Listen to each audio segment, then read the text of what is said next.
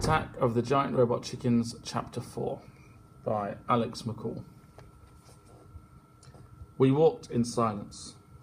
I didn't want to push the little trust that Raina had given me, and she seemed relieved by the quiet. Besides, it was usually a good idea not to make noise. You wouldn't think it, but cities without people can be eerily quiet, and any noise can echo. So I spent my time looking at the shops to either side of us and memorizing them.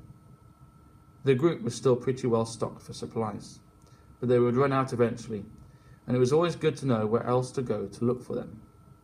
The great thing about a chicken attack in the middle of the day was that most of the shops were still open, meaning that they didn't have to break into any. I got really excited when we passed a Morrison's. There weren't all that many supermarkets near the centre of town, and it could potentially keep us in food for the rest of the year. After about 40 minutes, we came to a crossroads, and the 4 streets stretched out in every direction, long and straight. The one building off to the right was barely 1 story high, and when I glanced left, I found myself looking at a wide expanse of green grass and bushes. It looked too open. Open was not good. Open got you caught. It just seems a bit exposed, I said weakly. What's a field doing in the middle of that to me strangely? It's not a field, it's a metre-wide space. Then there's a lorry park or something. It's still pretty open. She nodded. I guess, but this is the fastest way there. Look, there's a pretty solid building along here that I sometimes camp in. We can rest up there for a while and get something to eat. Are you hungry? I was, but I didn't want to mention it. Breakfast had been a long time ago, before I set off to the library, and it was midway through the afternoon by now. I followed Raina as we walked carefully across the intersection, and towards the building she had been talking about. It was pretty impressive, long and brick, with a turret on the wall at either end. I wasn't sure if you could get in them or not, but a turret was a turret. She let us in the back door and up some stairs to the 2nd floor. She wasn't kidding about having camped there in the past. There was a sleeping bag, a table with a few chairs, and a couple of boxes full of what looked like tins. Even more impressive was the gas-powered stove with pots and pans. We had one back at base, but we didn't use it that often. Getting the fuel for it wasn't easy. Mostly, we just ate things cold. My stomach, which had been pretty quiet up until now, suddenly twisted in anticipation of a hot meal. Raina saw the look on my face and grinned. She carefully lit the stove and gestured at one of the boxes. You can pick anything you like from there. I went to have a look and found it full of tins of soup. I looked through for maybe half a minute before returning, clutching 2 tins in my hands. She glanced at the label before raising an eyebrow. Chicken soup? She said, her voice sarcastic. I shrugged. It seemed fitting.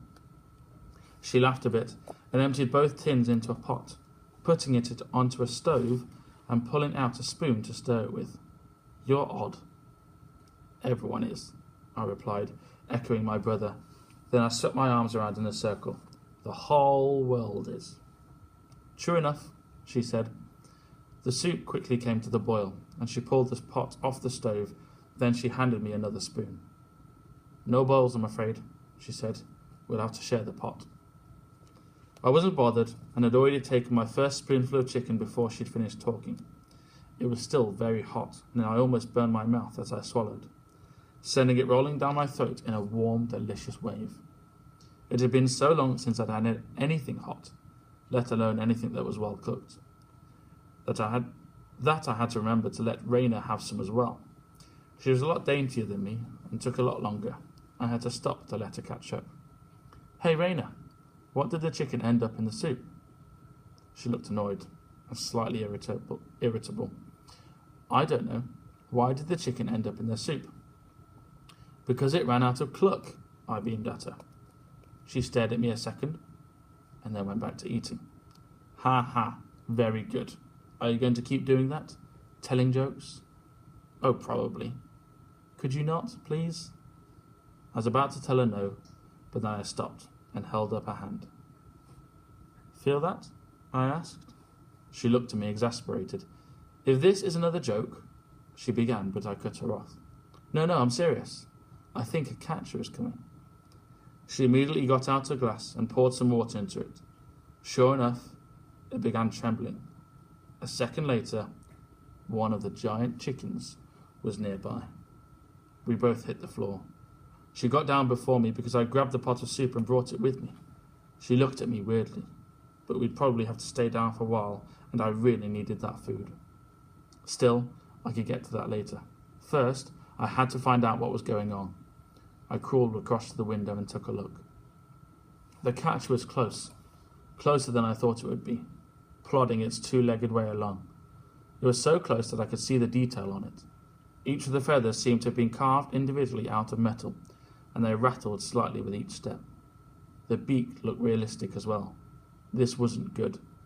When they'd first attacked, the giant chickens had seemed pretty basic, just a round body on a pair of legs. If more time was being taken to make artistic changes, then that suggested that the makers weren't too concerned about being attacked, whoever they were. Worse, it meant that there were more of them being made. There was a rustling noise, and Raina pulled herself up next to me. We were both quiet for a second, watching as it came level with our building. It was zigzagging slightly, wandering about as if drunk, and it seemed to be peering into random windows. Silently, we both lowered ourselves out of the sight. Hey, why did the chicken cross the road? I asked, only half joking. My heart was racing. I actually really wanted to know. It's probably hunting for us. It must know that we're in the area, and that's why it's acting oddly. I just can't figure out how it got wind of us so fast. We haven't done anything that could have alerted it. I shrugged and pulled the pot closer to us. It was probably already in the area. I've already seen one today. Maybe they're increasing the amount of patrols that they are sending out. She frowned, but she picked up a spoon as well and joined me in eating. I hope not. We've been pretty lucky so far. There are still a lot of kids out there. I reckon the catchers don't really care about us. She looked at me, her head cocked slightly to one side. Why do you say that? Well, I've seen some of what those things can do. They can fire lasers from their eyes, and their beaks can peck through rock. I think that if they were really serious about catching us, we wouldn't have a hope. I think that they only catch us when they see us, so that we keep our heads down and don't interfere. She took another spoonful. But they captured all the adults. Yeah, the ones who could attack them and do some harm. I think they just don't see us as that same sort of threat. Most of the soup was gone by then, and our spoons were scraping the pot edge, trying to get every scrap of food that we could. I gave up first, now feeling pleasantly full, and heaved myself up to look out of the window. The chicken seemed to be gone. You know, we can still be a threat, Raina said, especially if this plan goes ahead. I turned and watched as Raina packed everything away and got ready to move again. I hope you're right, because if they're sending out more patrols, something's got them spooked. We set off again after giving the chicken a 10-minute head start. 10 minutes should be more than enough. Their legs were just so much longer than ours that they could cover the ground a lot quicker. We were right. Once we'd left the building, there was no sign of it except for a few cars nudged into different positions. Still, I glanced at the sky, worried. It would be night soon, and I don't think we had enough time to get back to the train station. Raina led us up to College Bounds, which was a cobbled street that led straight to the university. I couldn't help but be impressed. She really knew her way round, and had been able to take us to the entire journey without missing a step. It was only once we were outside the university that she paused, uncertain. Aberdeen University had been around for hundreds of years. The part we were standing outside, Elphinstone Hall, towered into the sky. It wasn't that big compared to, say, a skyscraper, but skyscrapers are modern things. This building was old, before skyscrapers were even thought of. I had the feeling that it would be there long after we and the chickens were gone. Eventually Raina started walking towards the entrance. I fell into step beside her. Nervous? I asked. She shook her head. I was just trying to work out where he'd been, she said. Aberdeen University was pretty big.